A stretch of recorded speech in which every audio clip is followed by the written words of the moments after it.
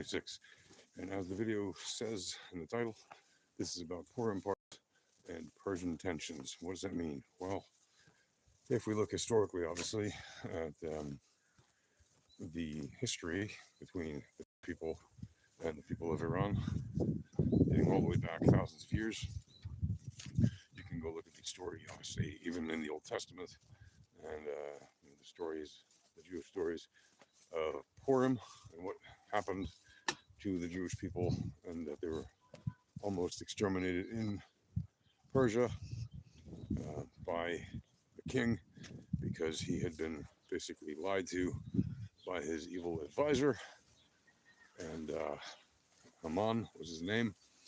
Boo, right? And the story of Purim is that Queen Esther, who was a Jew, um, basically convinced her king, her husband, not to kill Mordecai, and additionally not to kill all of the Jewish people in Persia because uh, she basically helped expose the lies that Haman had been telling, and that led to the downfall of Haman and the convincing of the king that Haman was in the wrong and that he should not kill the Jewish people. And so the Jewish people were saved. And that was a great victory for the Jews because it meant that we were not all eliminated in Persia. And so began the holiday tradition of Purim, in which we celebrate once again, like on so many other holidays, this time even with more gusto in many ways. They tried to kill us. We won. Let's eat, right? So now Purim has evolved as a fun and happy tradition where we obviously retell the story of what happened in those days and how it is that the Jews managed to escape annihilation in that country. And of course, there are a lot of parties and people wear costumes, and grown-ups, have grown-up fun. And there's all kinds of entertaining things people do. There's parades here in Israel. There's a lot of Purim parades called the Adloyada, which is the name of the kind of Purim parades that happen. And that's a reference to the commandment that on Purim, especially if you're an adult, not if you're a kid, but if you're an adult, you're supposed to party and basically get intoxicated to the point where you can't tell the difference between, good and evil, like, momentarily. I mean, obviously, you should never lose control to the point where you do any evil, but you should be basically happily intoxicated, right? Basically is what that means. But yeah, you should recognize always the difference between good and evil, right? No matter how intoxicated you are. It's an expression to say that you're supposed to party hard, basically. And people do. People definitely do fun and crazy things on Purim and around Purim. There's a lot of celebrations already happening. If you know anything about Purim, you know that in Israel, we take the Purim holiday kind of to the next level compared to Jews around the rest of the world, who, it tends to be a fun holiday, but usually it lasts about, 1 to 2 days, depending on where you live. And it's usually not more than that. In Israel, it's at least 2 days, sometimes 3. If you're a kid in school, it's like more than a week because they have you coming to school, usually like in elementary school and middle school, and even some high schools. You show up to school every day wearing different costumes, different themes for the day, things like that. It's a lot of fun, and people have a lot of fun with it.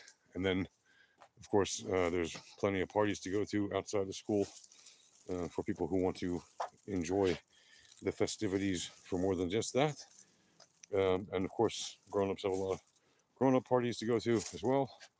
It is basically an all-around fun holiday for the people here in Israel, and it can very often, as it will this week as well, this coming week, it's already, there are already Purim celebrations, like I said, happening. It's Friday, so weekend's about to start, but there's already been, events for, like I said, kids in school and stuff like that.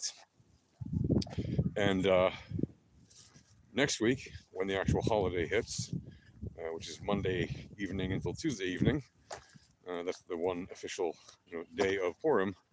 There's also an additional day if you're like in a walled city like Jerusalem or Tzfat, called Shushan Purim, So it extends by a day. And then, so it'll be Monday night to Tuesday night, and then Tuesday night to Wednesday night.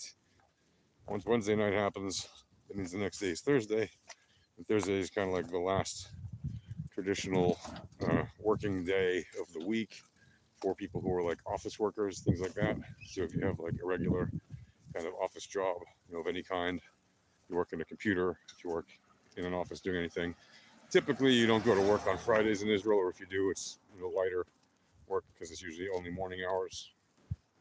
So that basically means people will be celebrating through next Thursday night, or through Wednesday and Thursday. In a lot of cases, not everybody, yeah, but people who take it to the next level, they'll be celebrating through Thursday night, and then, or they'll be celebrating through Wednesday night and then recovering on Thursday, which happens a lot too. And then after that, if they're recovering on Thursday and Friday, they typically won't go to work because it's Friday. And normally, like I said, they will have shorter hours. Of course, people who work in like stores, things like that, where they have to be there, of course they'll be there.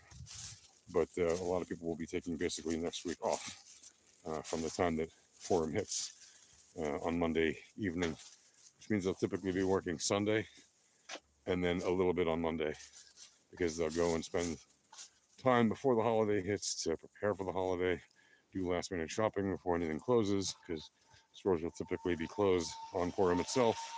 Not every shop, but many stores will usually be closed on Purim itself. So they will not be operating on Tuesday.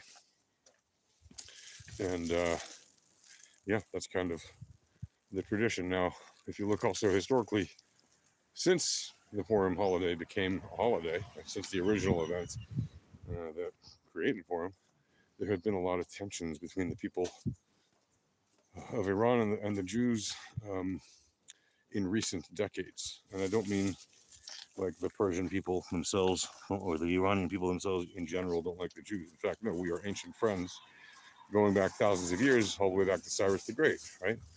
Who literally saved the Jews from Babylon, from slavery in Babylon, and brought us back to, helped us get us back to the land of Israel, and then went on and helped finance the building of the Second Temple. And it took 3 generations of Persian kings, including himself and Darius and another one, to finance and make sure that the building of the temple was completed.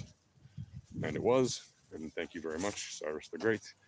And that's why a lot of people consider him, by the way, to be a savior of the Jewish people, like a kind of Messiah, because he literally was a warrior king, obviously, and fulfilled all the obligations, basically. And not only that, he was a Zionist. Right? He was an OG, top G Zionist, if you will, who was not Jewish, but believed that the Jews have the right to exist in our ancient homeland, and that we have the right to self-determination in our homeland. And he literally helped us do that. But in recent decades, there's obviously been a lot of tensions between the Islamic Republic of Iran, right, which is the government of the dictators, of the terrorist dictators specifically, who are currently oppressing the Iranian people. And with them, Israel obviously has a beef because they keep attacking us with terrorism, etc. So it has been the case that many times over the past several decades, there has been a lot of tension between the Iranian government and the people of Israel. So it should surprise no one, really no one, that there is tension at this time of year, because historically we've seen a lot of tension at this time of year between Israel and Iran in recent decades. But yeah, like I said, obviously, historically going back further, we have a very strong and amazing friendship between the people of Iran and the people of Israel, which is why Israelis stand with the people of Iran. Continue to do so. We love, because you have 47 years of an evil regime controlling their land. We recognize that the people in the government are not the same as the average person there. We recognize that the average person there wants to live in peace with us, and that right now they can't shake off that whole. Anyway, that's the short version of it. But basically, hoping for better times and better days ahead, and that peace will once again return to the people of Iran and the people of Israel, and that we will live in friendship and amity and have a strong alliance again, as we have historically had. That we can travel safely back and forth between our nations, and hopefully the sooner the better that will happen. And that's it for now. So until next time, folks, I wish you all Happy days, Shabbat Shalom, and Chag Purim Sameach, happy Purim holiday from Israel. That's it. Take care. Peace. Shalom.